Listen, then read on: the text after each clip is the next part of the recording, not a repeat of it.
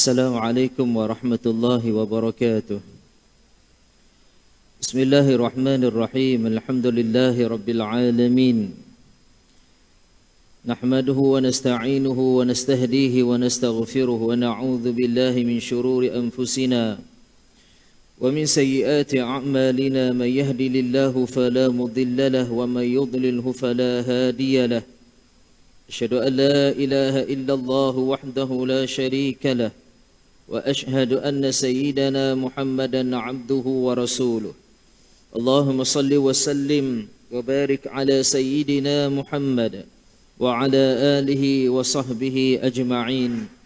Qala rabbi shrah li sadri wa yassir li amri wahlul 'uqdatam min lisani yafqahu qawli. Subhanaka la ilma lana illa ma 'allamtana innaka antal alimul hakim. Allahumma aftah alaina futuhal 'arifin warzuqna fahman nabiyyin. Allahumma faqihna fid din wa 'allimna at-ta'wil. Allahumma ij'alna minal ladzina yastami'una al-qawla fayattabi'una ahsanah. Rabbi yassir wa la tu'assir, Rabbi tammim bi khair, amma ba'da. Muslimin muslimat, hadirin hadirat dirahmati Allah, alhamdulillah. Kita bersyukur pada Allah Subhanahu wa taala, pada malam ini kita sama-sama dapat melaksanakan salat fardu maghrib secara berjemaah di rumah Allah Subhanahu wa taala. Dan sebagaimana Nabi menyebutkan di dalam satu hadis kelebihan salat berjemaah, salatul jamaah afdalu min salatil fardhi bi 27 darajah.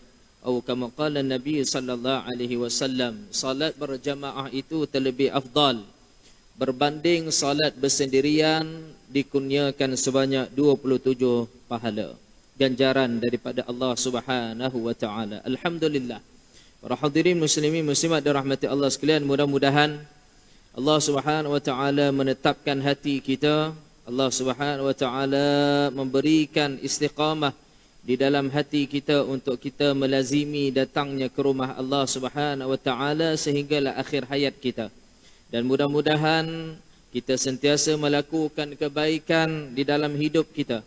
Dengan kebaikan itulah yang akan menyelamatkan kita, yang akan memasukkan kita ke dalam syurganya. Amin ya rabbal alamin. Para hadirin muslimin muslimat dirahmati Allah sekalian, pada malam ini kita akan menyambung lagi di dalam kitab Teladani Akhlak Baginda Rasulullah sallallahu alaihi wasallam, yang mana kita berada pada tajuk di antara akhlak baginda Rasulullah sallallahu alaihi wasallam, kebijaksanaan baginda Rasulullah sallallahu alaihi wasallam dalam memutuskan segala perkara. Bismillahirrahmanirrahim. An Sayyidina Syu'bah, daripada Sayyidina Syu'bah radhiyallahu anhu, daripada Abu At-Tayyah قال سمعت أنسا رضي الله عنه يقول قالت الأنصار يوم فتح مكة وأعطى قريشا والله إن هذا لهو العجب إن سيوفنا تقطر من دماء قريش وغنائمنا ترد عليهم. فبلغ ذلك النبي صلى الله عليه وسلم فدعا الأنصار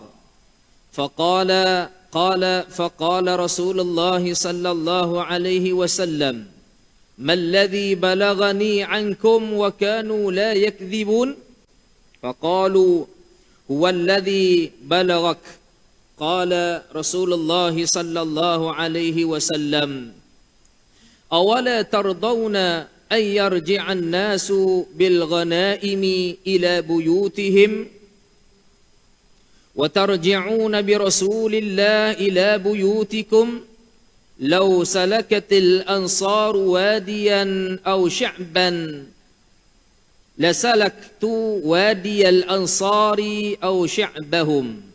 رواه إمام البخاري. Daripada Sayyidina Syu'bah radhiyallahu anhu, daripada Abu At-Tayyah berkata, aku mendengar Sayyidina Anas bin Malik radhiyallahu anhu berkata, daripada Abu Tayyah berkata, aku mendengar peristiwa ini ataupun hadis ini ataupun peristiwa ini diceritakan oleh Sayyidina Anas bin Malik radhiyallahu anhu. Orang Ansar berkata pada hari pembukaan kota Makkah. Orang Ansar berkata pada hari pembukaan kota Makkah. Pembukaan kota Makkah berlaku pada tahun 8 Hijrah. Ya, pembukaan kota Makkah berlaku pada tahun 8 Hijrah.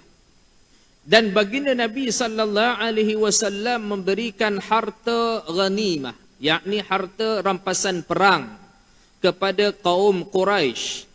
Ya. Disebutkan dalam riwayat harta rampasan perang itu adalah peperangan Hunain. Peperangan Hunain.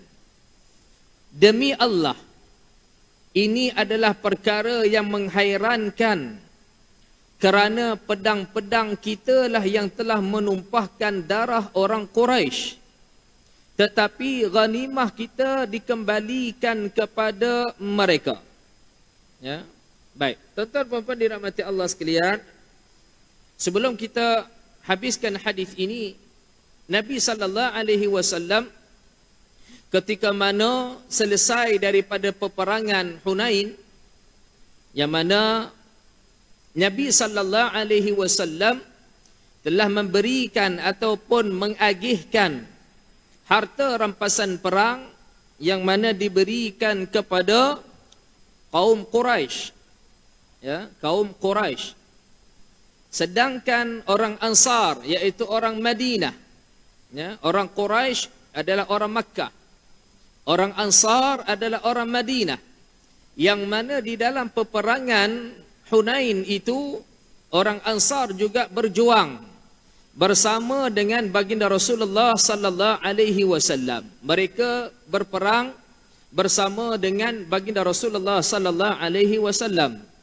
Tiba-tiba baginda Rasulullah sallallahu alaihi wasallam melebihkan ataupun memberikan kepada Quraisy harta ghanimah berbanding dengan orang Ansar.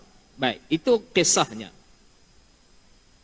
Lalu orang Ansar dia tidak merasa puas hati apabila harta itu diberikan sedikit kepada mereka.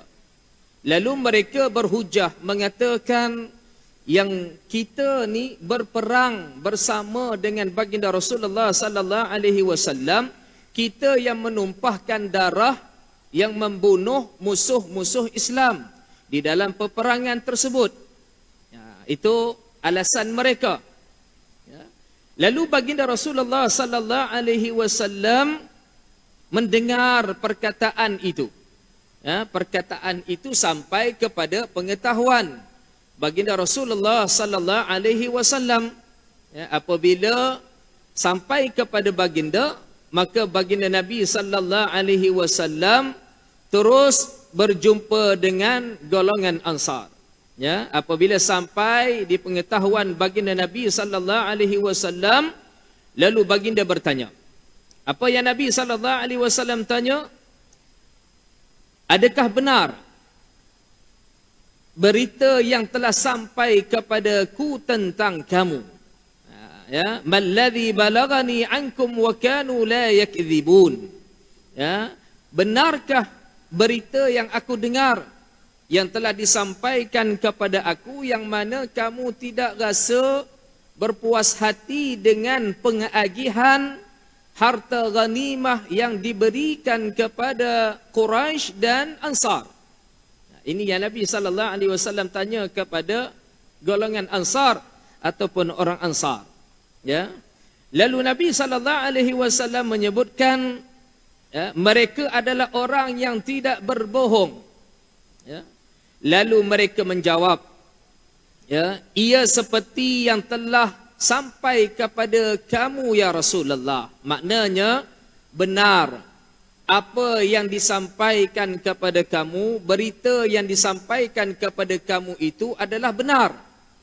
Tidak ada daripada kami mahupun daripada pihak sana yang berbohong, yang menyampaikan berita palsu.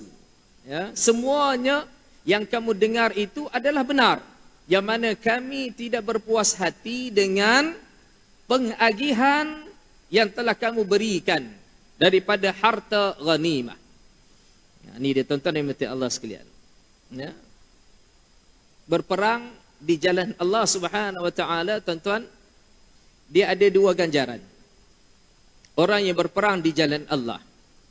Yang pertama, orang yang berperang di jalan Allah, dia tidak terkorban, ya, diberikan dua ganjaran. Yang pertamanya diberikan ganjaran harta ghanimah, harta rampasan perang. Yang kedua diberikan kepadanya pahala jihad di jalan Allah Subhanahu wa taala. Ya, itu orang yang berperang di jalan Allah, dia tidak gugur sebagai syuhada. Yang kedua, yang mana berperang di jalan Allah, dia gugur sebagai syuhada, maka dia dapat satu ganjaran, iaitu syurga Allah Subhanahu wa taala. Ya, dan orang yang berperang di jalan Allah ini, Allah Subhanahu wa taala janji kepadanya iaitu syurga. Kata Nabi SAW, tidak ada ganjaran orang yang terkorban di dalam medan jihad melainkan baginya syurga Allah Subhanahu wa taala. Ini jaminan daripada Nabi SAW. Dan orang yang berjihad di jalan Allah ini, tuan-tuan dan puan-puan Allah sekalian, mereka begitu yakin dengan janji daripada Allah Subhanahu wa taala. Hanzalah sebagai contoh, tuan-tuan dan puan-puan Allah sekalian. Hanzalah ibni Abi Amir, sahabat Nabi SAW yang mana baru saja berkahwin. Kemudian perintah jihad disampaikan kepadanya. Nabi bagi tahu dekat sahabat, tolong bagi tahu kepada Hanzalah ibni Abi Amir, yang mana aku perintahkan kepadanya untuk berjihad di jalan Allah. Sedangkan dia baru berkahwin, tuan-tuan. Ya, dia baru saja berkahwin. Pada malam pertama itu, tuan-tuan dan puan-puan Allah sekalian, perintah untuk dia berjihad. Maka dia berjihad di jalan Allah Subhanahu wa taala sehinggakan dia terkorban. Ya, sehinggakan dia terkorban di dalam peperangan tersebut. Dan jasadnya, tuan-tuan dirahmati Allah sekalian, dimandikan oleh malaikat. Jasad Hanzalah dimandikan oleh para malaikah. Nak bagi tahu yang mana Allah Subhanahu wa taala muliakan jasad Hanzalah. Allah Subhanahu wa taala muliakan kematiannya kerana sanggup untuk berjihad di jalan Allah Subhanahu wa taala sedangkan dia baru saja berkahwin. Dia tinggalkan isterinya, tinggalkan segala-galanya, berjihad di jalan Allah Subhanahu wa taala. Ini orang yang berjuang, orang yang mempertahankan agama Allah Subhanahu wa taala di kalangan sahabat. Mereka yakin kerana janji daripada Allah, Allah berikan kepada mereka syurga. Okey, baik. Jadi sama ada mereka akan mendapatkan harta rampasan ataupun mereka akan mendapatkan syurga Allah. Dan harta rampasan perang ni, tuan-tuan dan puan-puan Allah sekalian, memang Nabi SAW akan agihkan kepada tentera-tentera Islam. Mereka yang berjuang di jalan Allah, apabila selesai daripada peperangan, harta-harta yang dikumpul, maka harta itu adalah harta ghanimah dan akan diagihkan kepada tentera-tentera Islam sebagaimana di dalam peperangan Badar, juga peperangan Uhud. Di dalam peperangan Badar, apabila harta rampasan perang itu dikumpulkan, ada satu kisah, tuan-tuan dan puan-puan Allah sekalian, yang mana ada yang hilang dia daripada harta rampasan perang. Ini kisah di dalam peperangan Badar. Ya. Apabila dikumpul, kemudian nak diagihkan, ada satu barang yang hilang. Ya. Lalu pada ketika itu orang munafik cuba menyebarkan berita palsu. Mereka mengatakan barang yang hilang itu diambil oleh baginda Rasulullah sallallahu alaihi wasallam. Ya, lalu tersebarlah berita barang yang hilang itu diambil oleh Nabi sallallahu alaihi wasallam. Tuduhan telah berlaku. Ya, mereka mengatakan yang mana yang mengambil itu adalah baginda Rasulullah sallallahu alaihi wasallam. Lalu turun ayat tuan-tuan, ma kana li nabiyyin ay yaghul wa man yaghlul ya'ti bima ghalla yawmal qiyamah thumma tuwaffa kullu nafsin ma kasabat wa hum la yuzlamun. Turun ayat ni tuan-tuan untuk apa dia? Membersihkan Nabi sallallahu alaihi wasallam apabila mereka membuat tuduhan kepada baginda Rasulullah sallallahu alaihi wasallam yang mana Nabi yang mengambil. Dalam riwayat menyebutkan selendang yang berwarna merah. Ya, yang hilang itu adalah selendang yang berwarna merah. Ya. Baik. Ayat ini membersihkan Nabi sallallahu alaihi wasallam. Allah kata apa dia? Wa ma kana linabiyyin ayyaghul. Tidak sepatutnya yang mana Nabi sallallahu alaihi wasallam itu mengambil harta rampasan perang itu. Wa may yaghlul ya'ti bima ghalla yawmal qiyamah thumma tuwaffa kullu nafsin ma kasabat wa hum la yuzlamun. Allah Subhanahu wa taala bagi tahu Nabi tidak akan ambil harta rampasan perang itu. Siapa yang mengambilnya, Allah Subhanahu wa taala akan berikan siksaan pada hari kiamat. Tuan-tuan dan puan Allah sekalian, harta rampasan hanya boleh diagihkan oleh baginda Rasulullah sallallahu alaihi wasallam ataupun disebut di dalam kaedah iaitu pemimpin. Dan pemimpin pada ketika itu adalah baginda Rasulullah sallallahu alaihi wasallam. Dia tak boleh diagihkan melainkan baginda Rasulullah sallallahu alaihi wasallam yang mengagihkan harta rampasan perang itu. Lalu apabila turun ayat ini tuan-tuan, rupanya bukanlah baginda Rasulullah sallallahu alaihi wasallam yang mengambilnya. Ya, bukan baginda Rasulullah sallallahu alaihi wasallam yang mengambilnya. Ya, Allah Subhanahu wa taala menurunkan sebagai membersihkan tuduhan yang dilemparkan kepada baginda Rasulullah sallallahu alaihi wasallam. Baik. Tuan-tuan dirahmati Allah sekalian. Lalu Nabi sallallahu alaihi wasallam bertanya kepada Ansar. Ya, Nabi sallallahu alaihi wasallam berkata kepada mereka, Allahu akbar. Apa kata Nabi? Apakah kamu tidak redha jika orang kembali ke rumah-rumah mereka dengan membawa pulang ghanimah? Ada yang disebut membawa kambing-kambing. Ya, membawa kambing-kambing pulang ke rumah mereka. Maksudnya daripada harta rampasan perang itu adanya binatang-binatang iaitu kambing-kambing. Ya. Ghanam. Pulang kembali ke rumah-rumah kamu. Ya, Nabi sallallahu alaihi wasallam sebut, apakah kamu tidak redha jika orang kembali ke rumah-rumah mereka dengan membawa pulang ghanimah, sedangkan kamu kembali ke rumah-rumah kamu dengan membawa pulang baginda Rasulullah sallallahu alaihi wasallam.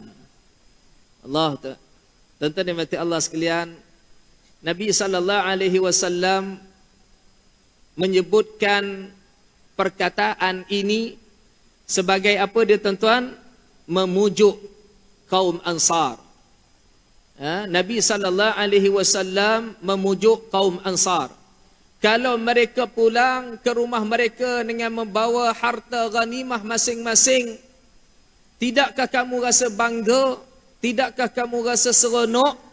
Yang mana kamu pulang ke rumah kamu dengan kamu membawa aku bersama dengan kamu.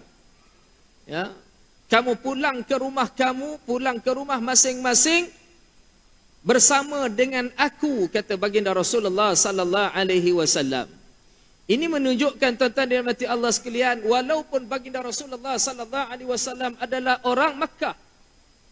Nabi sallallahu alaihi wasallam adalah orang Makkah. Lahir di Makkah. Nabi sallallahu alaihi wasallam adalah orang Quraisy. Tetapi Nabi sallallahu alaihi wasallam sangat sayang kepada orang Ansar, tuan-tuan dan puan Allah sekalian. Nabi sallallahu alaihi wasallam sangat sayang kepada orang Ansar, orang Madinah. Kenapa Nabi sallallahu alaihi wasallam sayang kepada orang Ansar? Kerana kisahnya yang mana Nabi sallallahu alaihi wasallam ketika mana berhijrah, Nabi sallallahu alaihi wasallam diperintahkan oleh Allah Subhanahu wa taala untuk berhijrah ke Madinah. Allah Subhanahu wa taala tak perintahkan Nabi sallallahu alaihi wasallam berhijrah ke Syam. Tidak, tuan-tuan yang dirahmati Allah sekalian. Tetapi perintah daripada Allah Subhanahu wa taala, Allah perintahkan baginda Rasulullah untuk berhijrah ke Madinah. Sebab itu baru-baru ni tuan-tuan, apabila ada yang mengatakan Nabi sallallahu alaihi wasallam dan para sahabat adalah pelarian. Allahu akbar.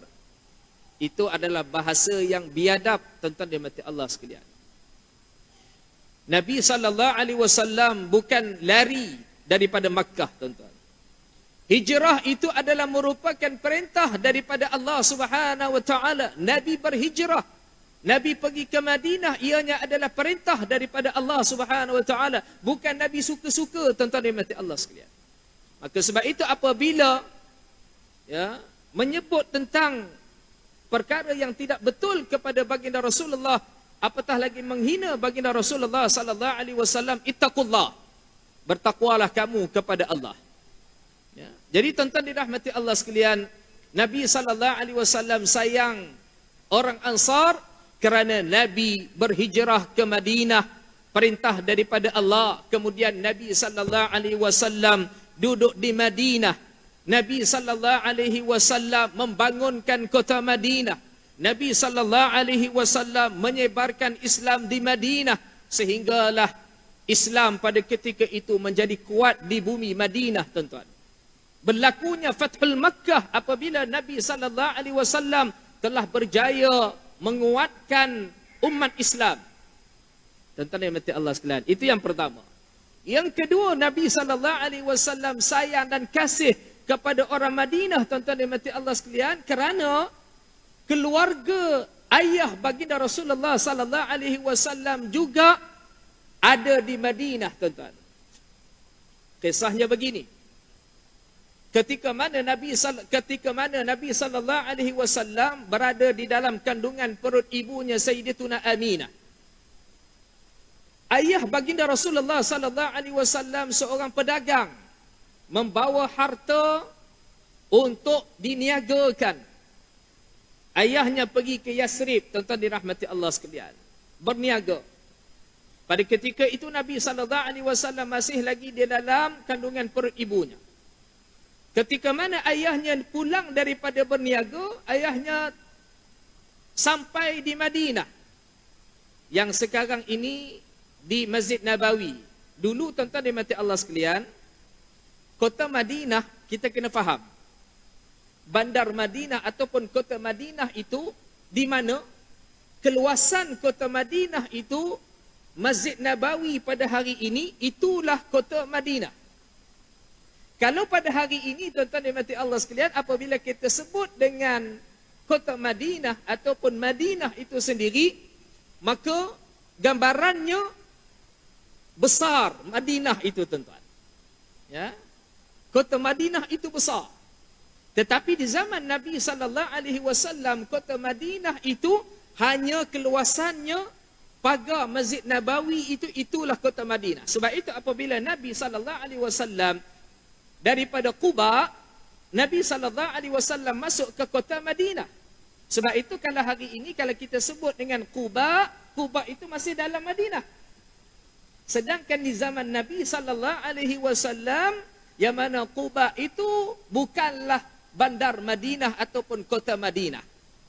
Yang kita pergi hari ini kan, kita salat 2 rakaat, salat sunat 2 rakaat di Masjid Quba, maka diberikan satu umrah. Daripada rumah ataupun daripada hotel, bersuci, kemudian pergi ke Masjid Quba, salat 2 rakaat. Nabi sebut, man tatahhara, siapa yang bersuci, dia pergi berjalan ke Masjid Quba, salat 2 rakaat, ka umratan, diberi satu umrah, pahala seperti satu umrah.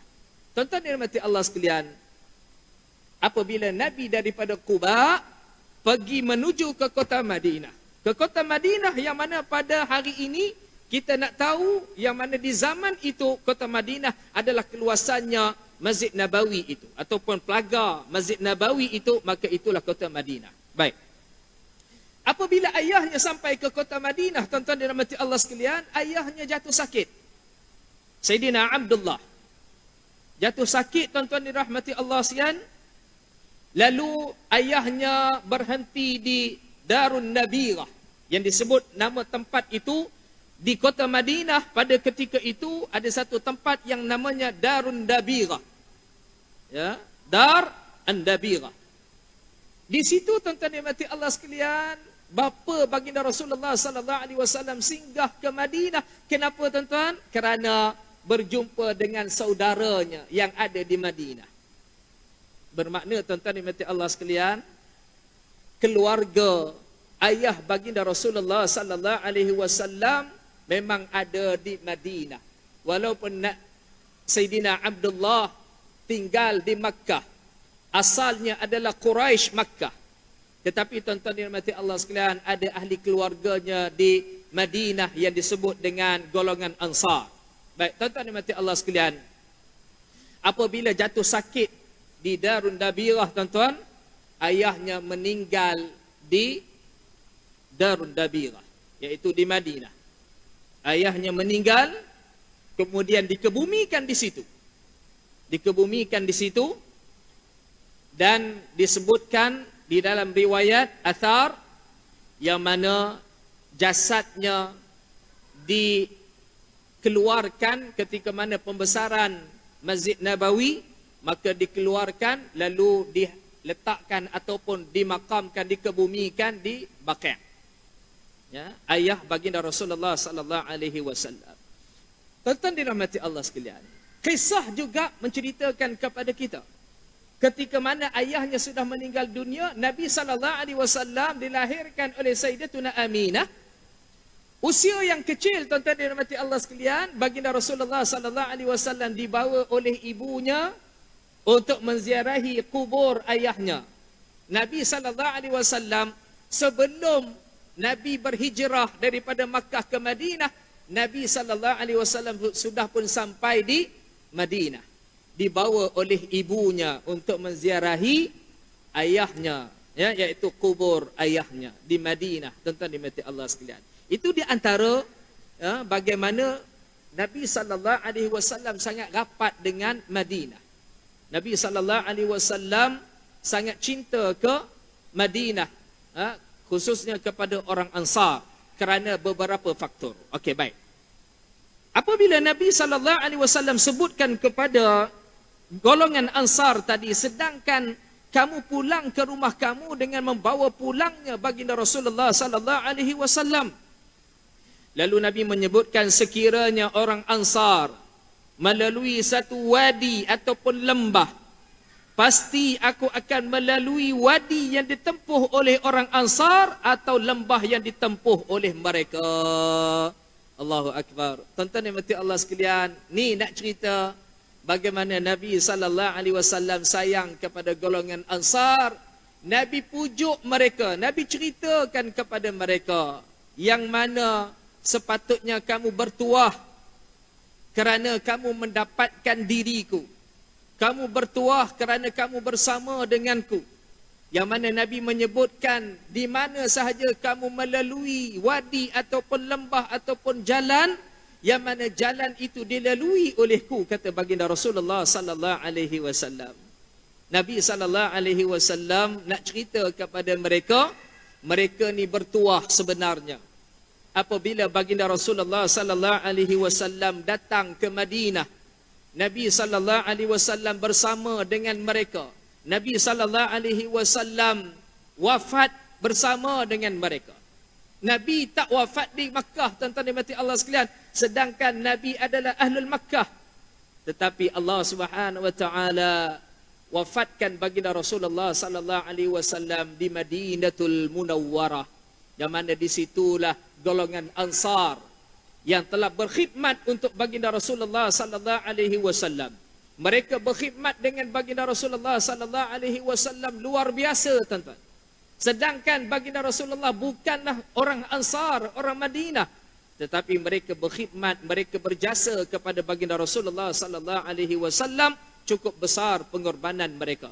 Lalu baginda Rasulullah sallallahu alaihi wasallam telah menceritakan kepada mereka, kamu beruntung kerana aku bersama dengan engkau, kata baginda Rasulullah sallallahu alaihi wasallam. Jadi tuan-tuan puan-puan dirahmati Allah sekalian, kita lihat di dalam hadis ini bagaimana bijaksana baginda Rasulullah sallallahu alaihi wasallam menguruskan masyarakat, khususnya golongan Ansar, apabila mereka tidak rasa berpuas hati, harta itu diberikan sedikit berbanding diberikan kepada kaum Quraisy, sedangkan mereka berjuang bersama-sama menentang musuh Islam, mereka membunuh musuh Islam, tetapi mereka diberikan harta yang sedikit. Tuan-tuan puan-puan dirahmati Allah sekalian, ketidakpuasan harta ni memang ianya adalah satu perkara yang biasa bagi manusia, tuan-tuan. Ya. Kita memang kalau bab harta, bab dunia, tuan-tuan, memang kita tak pernah puas. Ada saja yang kita tak puas hati. Apabila diberikan yang ni banyak, yang ni sedikit, kita tak puas hati. Bahkan di dalam adik-beradik kita sendiri pun, tuan-tuan, ada yang sanggup bergaduh, yang tak bertegur sapa, yang bertahun-tahun lamanya tidak bercakap, tidak berjumpa. Tuan-tuan dan puan-puan Allah sekalian, kenapa? Kerana disebabkan harta. Allahu Akbar. Ya, sebab itu harta ni, tuan-tuan yang dirahmati Allah sekalian, ujian yang sangat besar. Innama amwalukum wa auladukum fitnah. Harta itu adalah fitnah bagi kamu, ujian bagi kamu. Dengan harta berapa ramai orang yang melakukan kezaliman. Kerana disebabkan harta, berapa ramai orang yang melakukan penyelewengan. Kerana harta, berapa ramai orang yang sanggup berbunuh. Kerana harta, berapa ramai orang yang sanggup menumpahkan darahnya, bergaduh dan sebagainya, memutuskan hubungan silaturrahim kerana harta.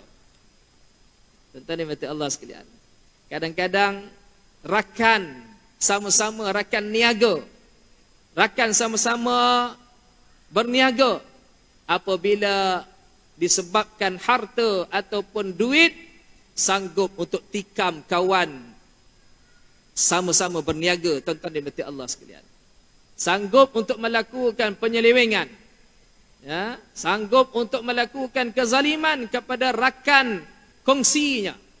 Ini disebabkan harta ataupun wang ringgit, tuan-tuan dirahmati Allah sekalian. Ya, jadi ketidakpuasan mereka dalam pembahagian harta itu sebenarnya perkara yang biasa, tuan-tuan, fitrah manusia. Tetapi bagaimana Nabi sallallahu alaihi wasallam menyelesaikan masalah di antara Ansar dan Quraisy dalam pembahagian harta itu, Nabi sallallahu alaihi wasallam telah memujuk mereka, lalu Nabi menyebutkan kepada mereka, yang mana aku lebih bernilai daripada harta yang mereka bawa pulang ke rumah mereka, sedangkan kamu membawa diriku, kata baginda Rasulullah sallallahu alaihi wasallam. Apabila mereka mendengar, tuan-tuan, rasa sejuk sedikit hati mereka. Ya, jadi cool mereka, tuan-tuan. Yang mana apabila Nabi ceritakan tentang kelebihan mereka, keistimewaan mereka, yang mana mereka mendapatkan baginda Rasulullah sallallahu alaihi wasallam. Baik, para hadirin muslimin muslimat dirahmati Allah sekalian, itu hadis yang pertama. Baik, kita lihat kepada hadis yang seterusnya, tuan-tuan dirahmati Allah sekalian. Akhlak baginda Rasulullah sallallahu alaihi wasallam yang seterusnya, yaitu berkaitan tentang bagaimana baginda Rasulullah sallallahu alaihi wasallam dengan orang kafir. An Sayyidina Anas bin Malik radhiyallahu anhu anna imra'atan yahudiyatan atat Rasulullah sallallahu alaihi wasallam bishatin masmumatin faakala minha faji'a biha ila Rasulillah sallallahu alaihi wasallam fasa'alaha an dhalik faqalat aradtu liaqtulak qala Rasulullah sallallahu alaihi wasallam ma kana Allah liyusallitaki ala dhak qala aw qala alayya qalu ala naqtuluha qala Rasulullah sallallahu alaihi wasallam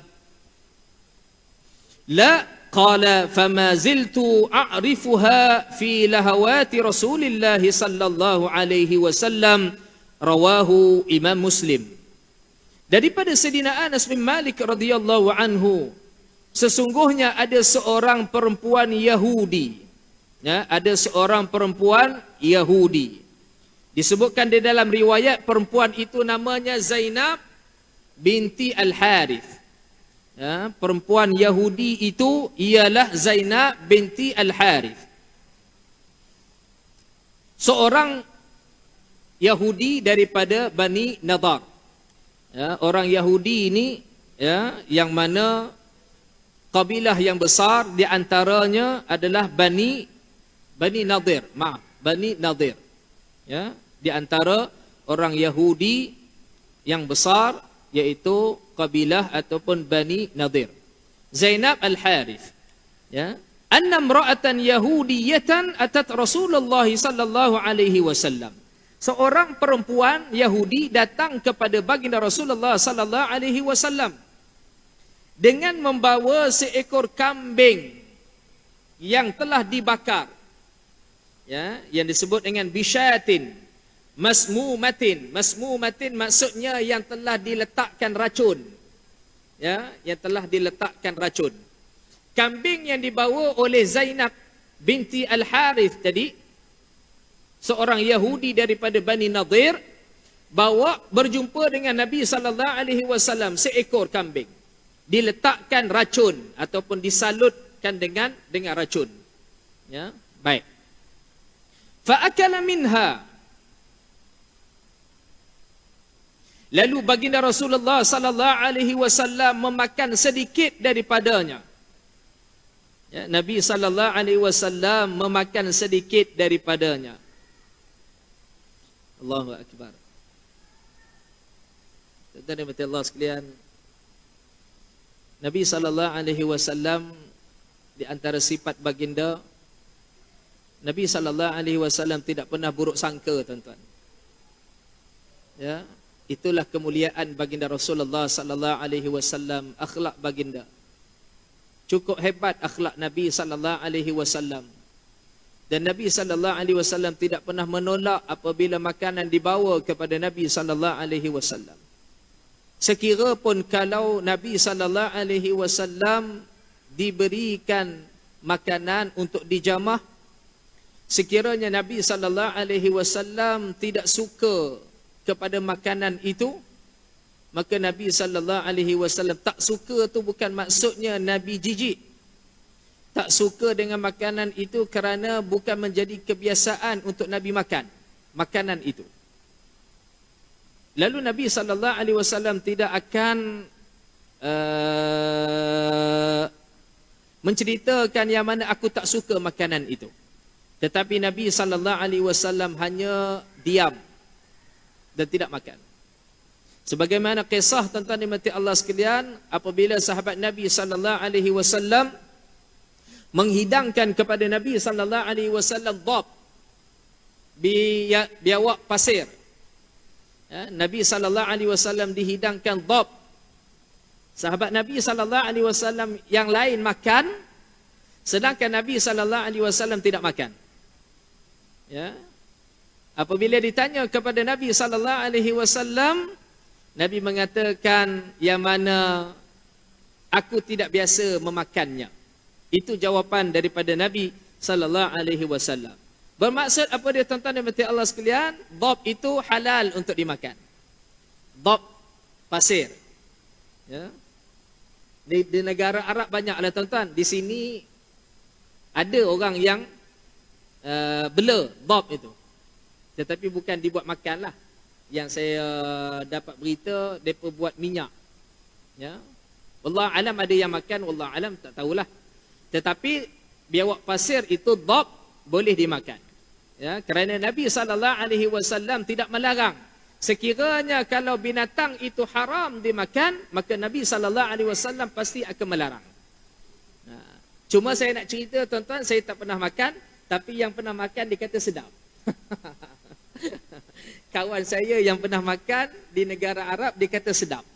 Itu saja yang boleh saya sebut. Saya tak pernah makan. Ya.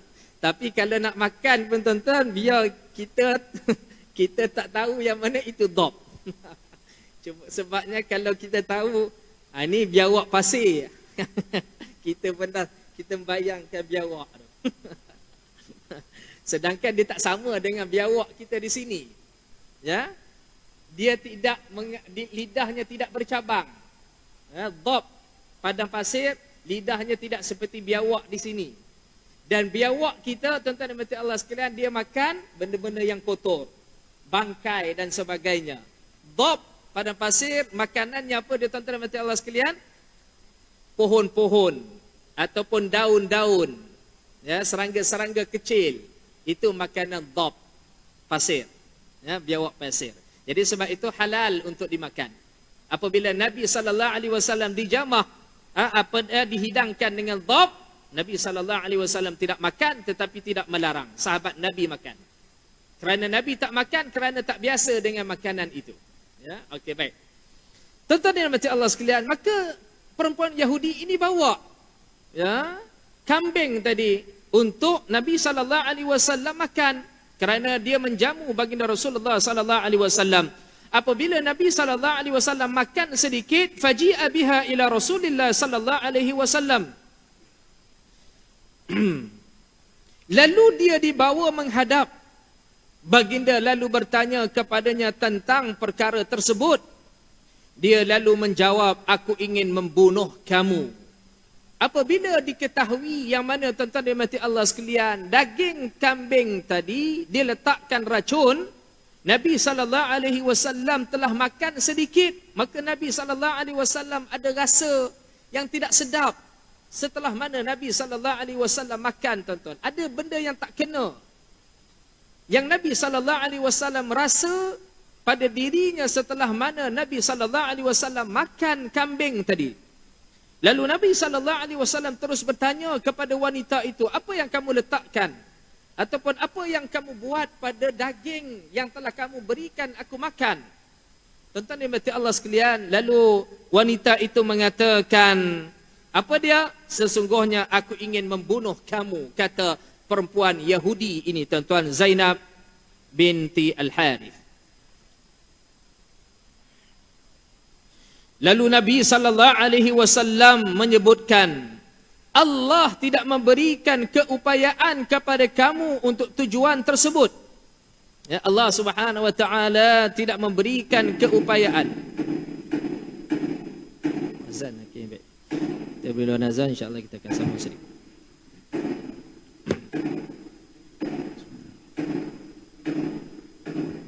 Allahu akbar, Allahu akbar.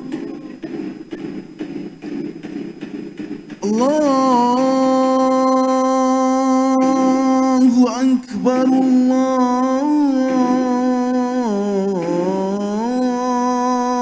Allahu akbar. Ashhadu an la ilaha illallah.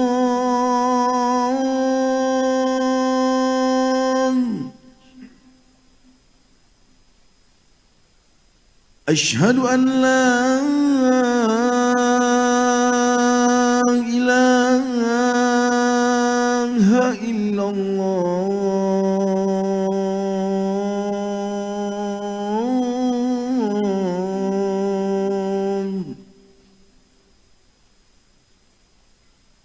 أشهد أن محمد رسول الله.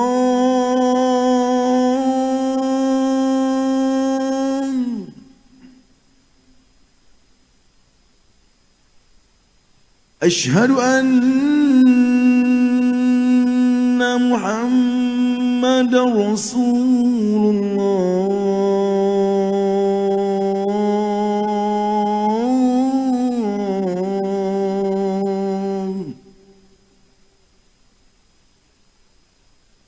حي على الصلاة.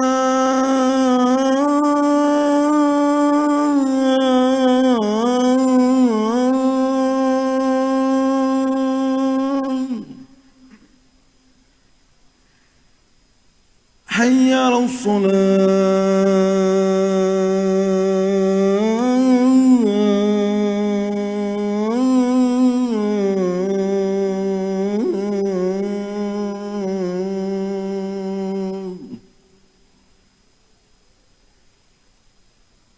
حي على الفلاح.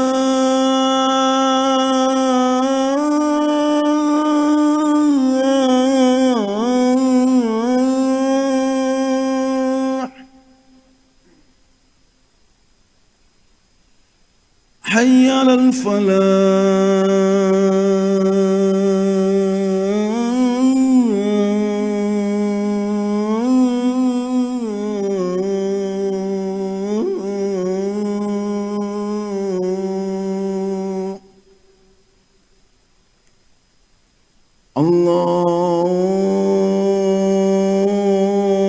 الله أكبر الله أكبر لا إله إلا الله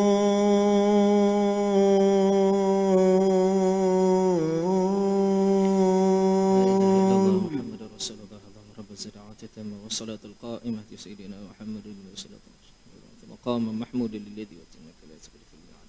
Baik, para hadirin muslimin muslimat dan rahmati Allah sekalian. Kembali kita apabila Nabi sallallahu alaihi wasallam makan. Nabi sallallahu alaihi wasallam makan sedikit. Cuma ada beberapa pandangan menyebutkan Rasulullah sallallahu alaihi wasallam makan sedikit tu Nabi telan ataupun tidak.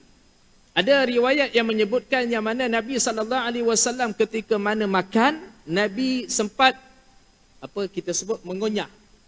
Tetapi Nabi sallallahu alaihi wasallam tak sempat untuk telan. Nabi membuangkan semula kambing yang dimakan oleh Nabi sallallahu alaihi wasallam. Yang pertamanya tuan-tuan dan puan-puan Allah sekalian, di dalam riwayat menyebutkan daging itu berkata-kata. Maksudnya daging itu bagi tahu kepada Nabi sallallahu alaihi wasallam yang mana daging itu diracun. Itu yang pertama. Yang kedua menyebutkan yang mana Nabi sallallahu alaihi wasallam dapat merasakan yang mana daging itu ketika mana dia sedang mengunyah, Nabi sallallahu alaihi wasallam sedang mengunyah daging tadi, Nabi sallallahu alaihi wasallam dapat merasakan ada yang tak kena pada daging itu, lalu Nabi sallallahu alaihi wasallam memuntahkan semula. Ataupun Nabi sallallahu alaihi wasallam mengeluarkan semula daging yang dimakan oleh Nabi sallallahu alaihi wasallam. Okey, baik. Dan apabila Nabi sallallahu alaihi wasallam bertanya kepada wanita itu mengatakan, aku ingin membunuh engkau ya Rasulullah. Lalu tuan-tuan dan puan-puan Allah sekalian, Rasulullah mengatakan, kamu tidak ada keupayaan untuk melakukan tujuan tersebut. Maksudnya kamu nak membunuh aku, kamu tidak ada keupayaan yang mana nyawaku di tangan Allah Subhanahu wa taala. Itu maksudnya. Nabi sallallahu alaihi wasallam bagi tahu kamu tidak akan mampu untuk berbuat demikian kerana nyawaku di tangan Allah Subhanahu wa taala. Allah yang memegang nyawaku. Lalu Nabi sallallahu alaihi wasallam menyebutkan apa dia di dalam hadis ini? Dia yakni Sayyidina Anas berkata, atau baginda berkata ke atasku, dia berkata yakni Sayyidina Anas, mereka yakni para sahabat bertanya, perlukah kita membunuhnya? Baginda menjawab, jangan. Sayyidina Anas berkata, aku masih melihat bekas racun itu berada di lelangit mulut baginda Rasulullah sallallahu alaihi wasallam. Para hadirin muslimin muslimat dirahmati Allah sekalian, di dalam riwayat menyebutkan juga tuan-tuan dalam kisah ini ketika mana pembukaan kota Khaybar yang kita ceritakan di dalam hadis ini tuan-tuan. Ada di kalangan sahabat Nabi sallallahu alaihi wasallam yang makan daging tu meninggal dunia tuan-tuan. Allahu akbar. Nabi sallallahu alaihi wasallam makan dan sahabat Nabi juga makan, tetapi ada sahabat Nabi yang makan dia mati kerana termakan racun yang ada pada daging tadi tuan-tuan. Lalu apabila mereka bertanya kepada Nabi sallallahu alaihi wasallam, perlu tak kita bunuh wanita ini? Lalu Nabi kata apa dia tuan-tuan? Nabi kata jangan. Jangan bunuh wanita ini. Lalu Sayyidina Anas mengatakan, aku melihat yang mana adanya lelangit baginda Rasulullah, kesan racun tadi. Dan disebutkan dalam riwayat tuan-tuan, racun yang telah masuk di dalam tubuh badan baginda Rasulullah sallallahu alaihi wasallam sehinggalah akhir hayat baginda Rasulullah sallallahu alaihi wasallam, racun itu dirasai oleh baginda Rasulullah sallallahu alaihi wasallam. Maksudnya tuan-tuan, terkena juga side effect dia, kesan yang racun pada daging kambing tadi tuan-tuan, kena juga pada tubuh baginda Rasulullah sallallahu alaihi wasallam sampailah kewafatan baginda Rasulullah sallallahu alaihi wasallam. Baik. Cuma apa yang saya nak sebutkan berkaitan tentang baginda Rasulullah tidak membenarkan untuk membunuh wanita itu. Lalu di dalam riwayat ada menyebutkan tuan-tuan, Nabi tak suruh bunuh pada ketika itu. Tetapi Nabi sallallahu alaihi wasallam menyuruh membunuh wanita itu selepas daripada kejadian itu sebagai apa dia tuan-tuan? Sebagai qisas. Sebab apa berlakunya qisas? Sebabnya sahabat Nabi sallallahu alaihi wasallam tadi ada yang meninggal dunia. Jadi Nabi sallallahu alaihi wasallam bunuh wanita itu bukan disebabkan dendam, kerana Rasulullah bukanlah seorang yang pendendam. Ini yang kita baca akhlak Nabi sallallahu alaihi wasallam. Bagaimana hebatnya akhlak Nabi sallallahu alaihi wasallam sehingga kan orang nak bunuh baginda pun Rasulullah tidak pernah berdendam dengannya. Tetapi Nabi menjatuhkan hukuman bunuh kerana disebabkan hukuman qisas berlaku kerana ada sahabat Nabi sallallahu alaihi wasallam yang makan daging itu lalu mereka meninggal dunia, maka perempuan itu dibunuh, dijalankan hukuman bunuh ke atasnya. Jadi tuan-tuan perempuan dirahmati Allah sekalian, itulah hadis yang kita bicarakan pada malam ini, hadis yang kedua. Mudah-mudahan dua hadis yang kita bicarakan pada malam ini sama-sama dapat kita menteladani akhlak baginda Rasulullah sallallahu alaihi wasallam. Mudah-mudahan apa yang kita dengar daripada akhlak baginda Rasulullah sallallahu alaihi wasallam sama-sama kita cuba untuk beramal, sama-sama untuk kita cuba untuk mencontohi akhlak baginda Rasulullah sallallahu alaihi wasallam, walaupun dengan orang kafir sekalipun kita kena tunjukkan akhlak yang mulia, akhlak yang baik kepada mereka. Insya-Allah tuan-tuan dan puan Allah sekalian, kita akan teruskan bicara kita pada pertemuan kita yang akan datang. Sekadar itu sahaja, ampun maaf. Aqulu qouli hadza wa astaghfirullah azim li wa lakum wa li sa'iril muslimin wal muslimat innahu wal ghafurur rahim. Allahumma ij'al jam'ana hadza jam'an marhuma wa tafarruqana min ba'di tafarruqan ma'suma. Sallallahu ala sayyidina Muhammad wa ala alihi wa sahbihi wa baraka wa sallam. Walhamdulillahi rabbil alamin. Assalamualaikum warahmatullahi wabarakatuh.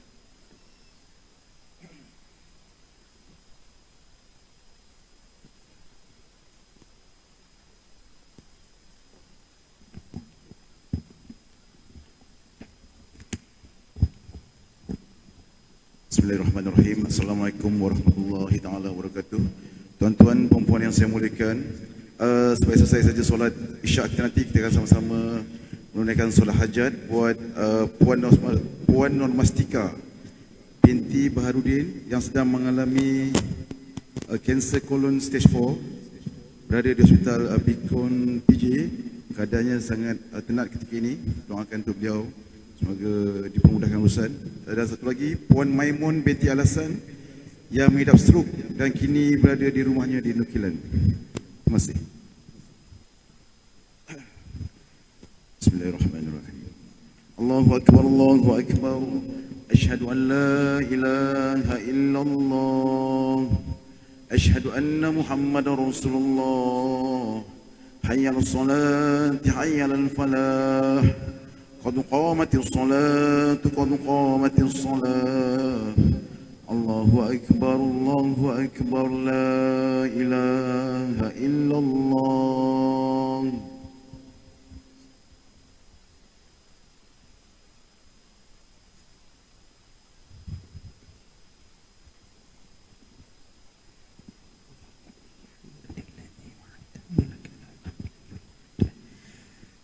Sawu sufufakum rahimakumullah. Penuhkan saf di hadapan, lurus, betulkan saf, rapat-rapatkan saf.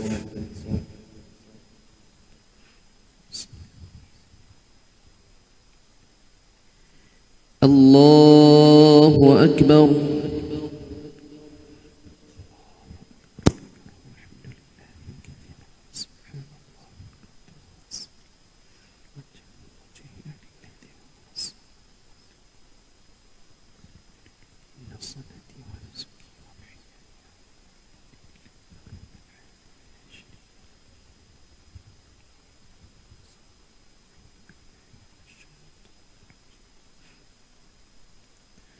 بسم الله الرحمن الرحيم الحمد لله رب العالمين الرحمن الرحيم مالك يوم الدين إياك نعبد وإياك نستعين اهدنا الصراط المستقيم صراط الذين أنعمت عليهم غير المغضوب عليهم ولا الضالين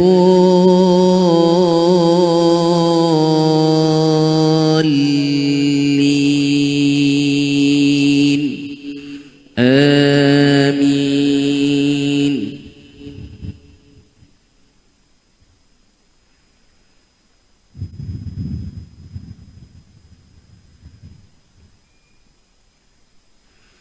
الأعراب أشد كفرا ونفاقا وأجدر ألا يعلموا حدود ما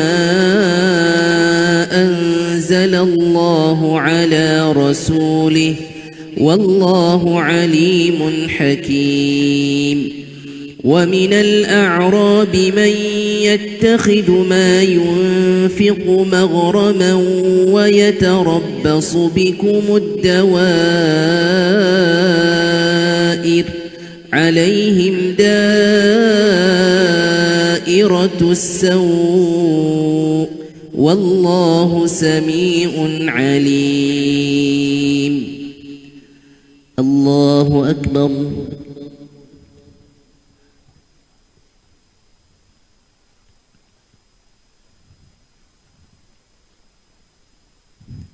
سمع الله لمن حمده. الله أكبر.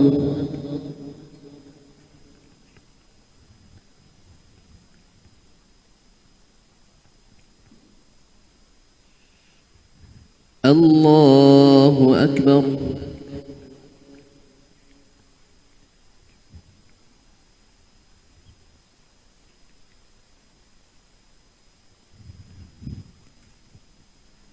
الله أكبر.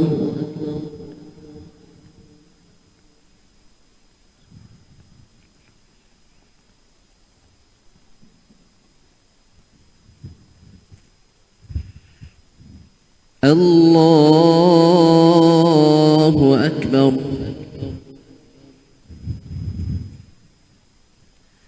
بسم الله الرحمن الرحيم الحمد لله رب العالمين الرحمن الرحيم مالك يوم الدين إياك نعبد وإياك نستعين اهدنا الصراط المستقيم صراط الذين أنعمت عليهم غير المغضوب عليهم ولا الضالين آمين.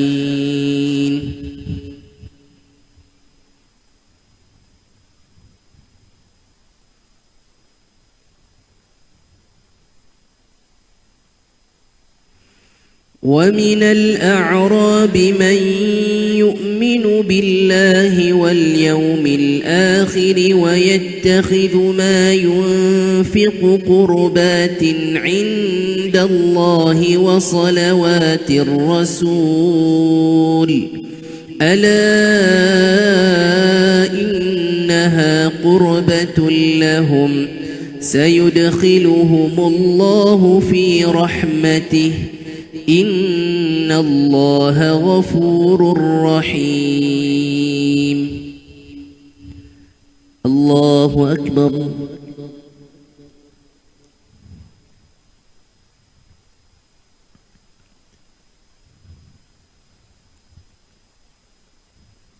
سمع الله لمن حمده.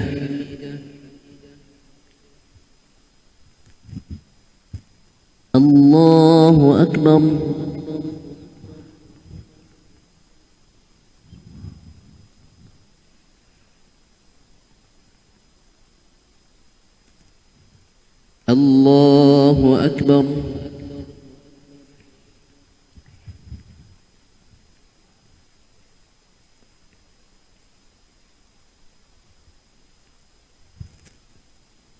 الله أكبر.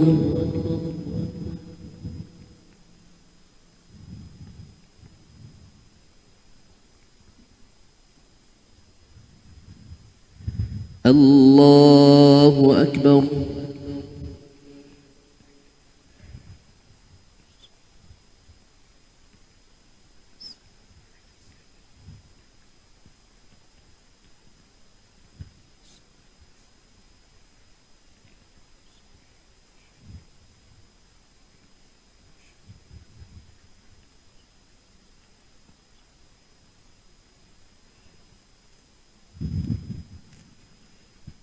الله أكبر.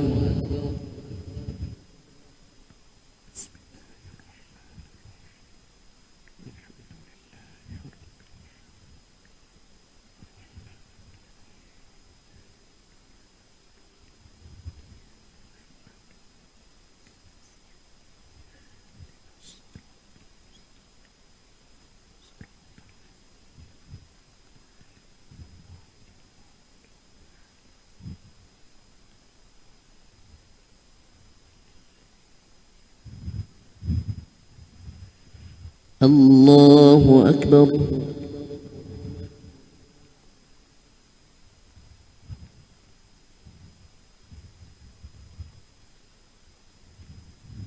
سمع الله لمن حمده.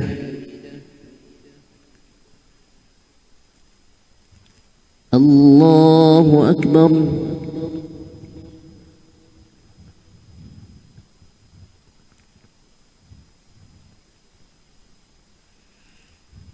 الله أكبر.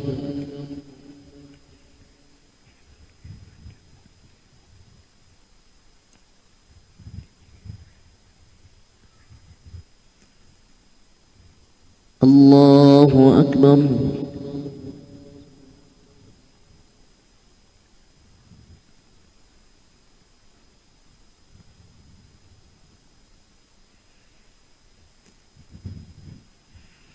الله أكبر.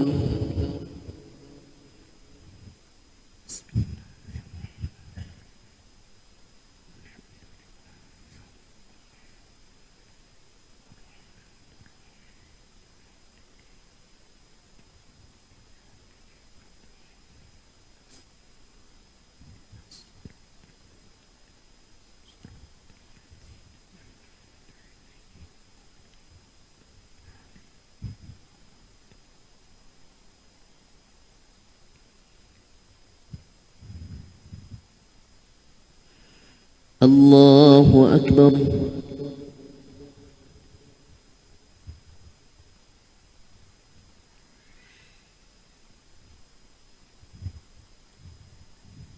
سمع الله لمن حمده.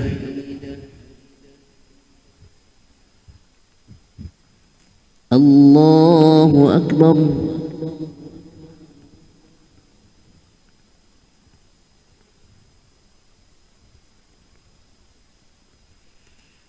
الله أكبر.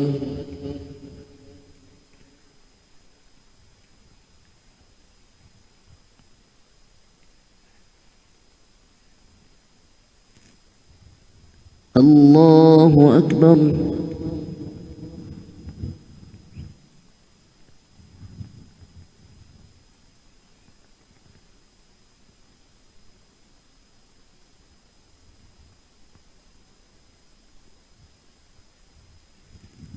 الله أكبر.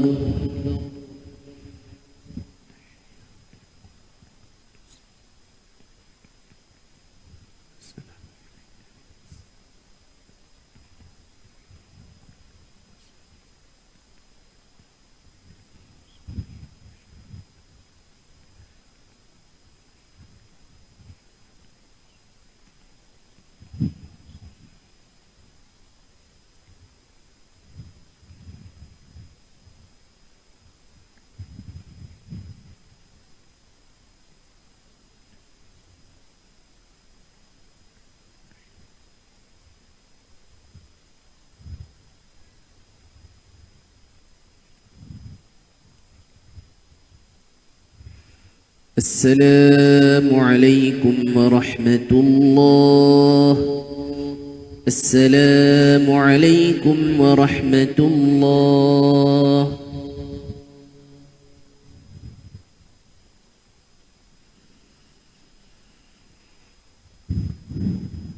استغفر الله العظيم. استغفر الله العظيم. استغفر الله العظيم. استغفر الله العظيم الذي لا إله إلا هو الحي القيوم وأتوب إليه.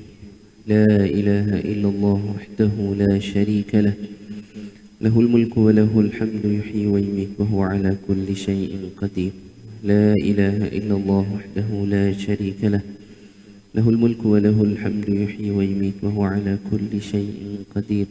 لا إله إلا الله وحده لا شريك له، له الملك وله الحمد يحيي ويميت وهو على كل شيء قدير.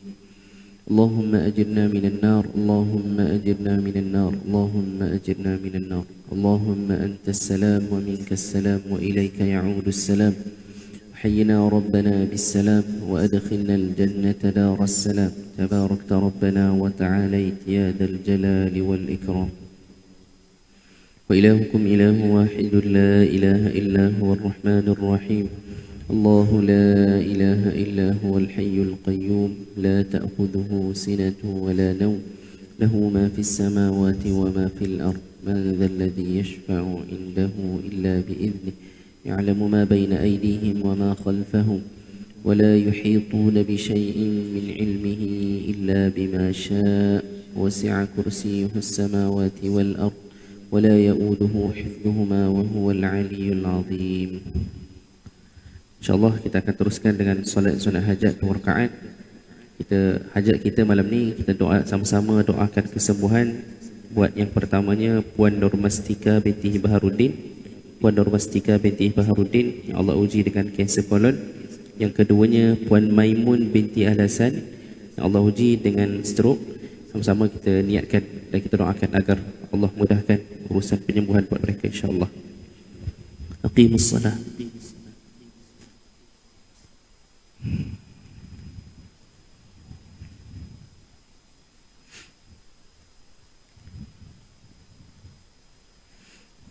Allahu Akbar.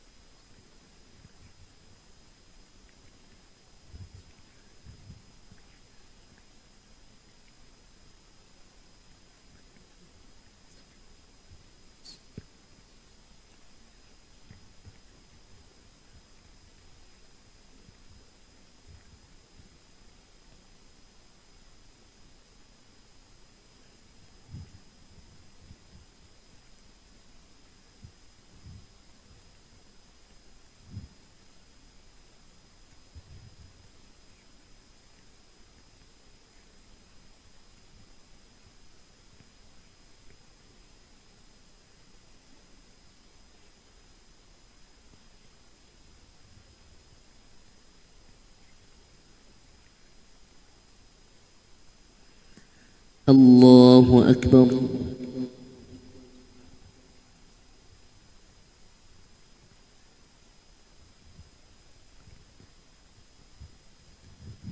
Sami'a Allahu liman hamidah.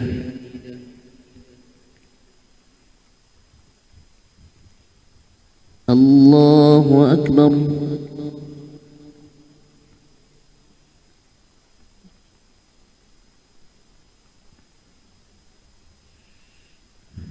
Allahu Akbar.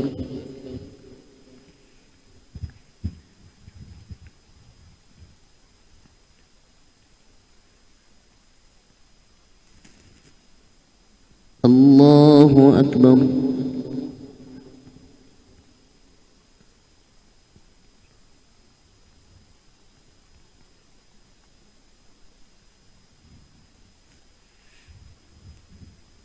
Allah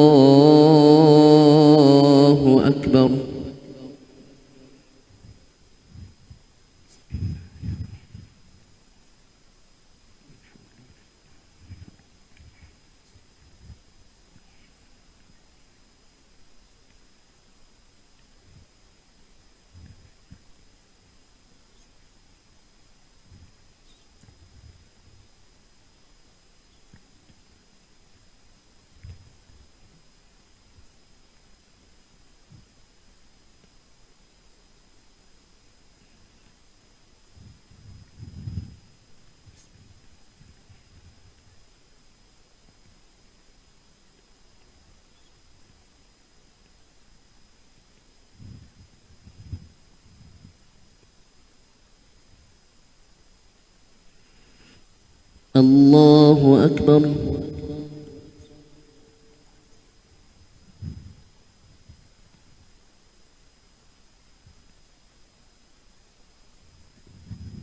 سمع الله لمن حمده.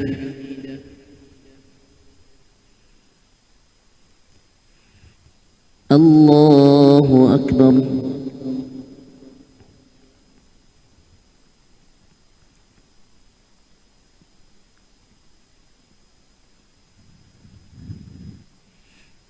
الله أكبر.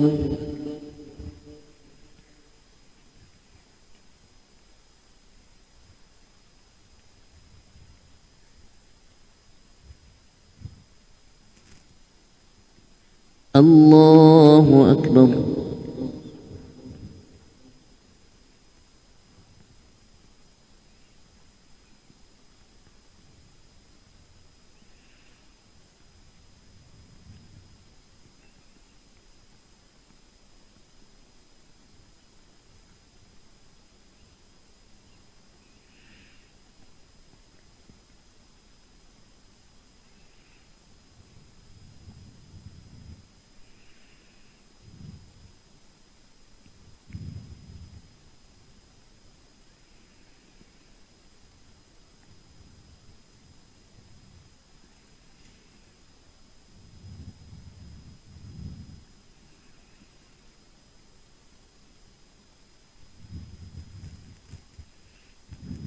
الله أكبر.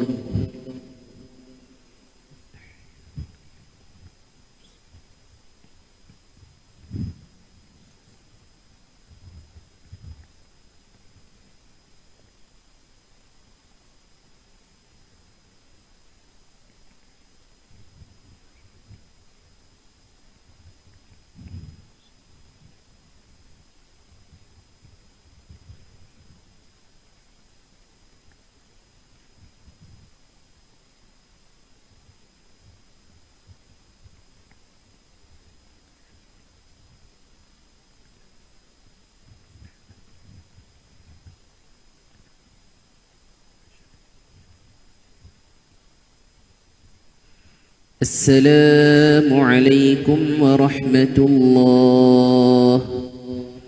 السلام عليكم ورحمة الله.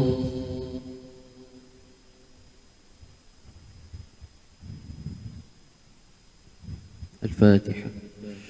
أعوذ بالله من الشيطان الرجيم. بسم الله الرحمن الرحيم. الحمد لله رب العالمين الرحمن الرحيم مالك يوم الدين إياك نعبد وإياك نستعين اهدنا الصراط المستقيم صراط الذين أنعمت عليهم غير المغضوب عليهم ولا الضالين آمين.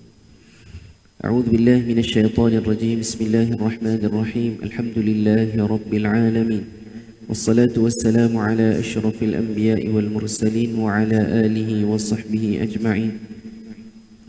اللهم صل على سيدنا محمد طب القلوب ودوائها وعافية الأبدان وشفائها ونور الأبصار وضيائها وعلى آله وصحبه وسلم تسليما.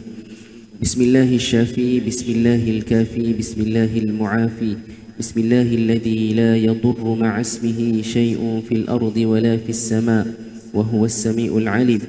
اللهم رب الناس أذهب البأس، اشفي أختنا Puan Nur Mastika dan Puan Maimun, اشفيهما شفاء عاجلا، اشفيهما شفاء عاجلا، اشفيهما شفاء عاجلا، شفاء لا يغادر سقما.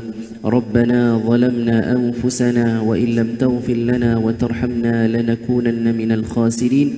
ربنا آتنا في الدنيا حسنة وفي الآخرة حسنة وقنا عذاب النار. وصلى الله على سيدنا محمد وعلى آله وصحبه وسلم والحمد لله رب العالمين. تقبل الله منكم. صلى الله على محمد صلى الله عليه وسلم.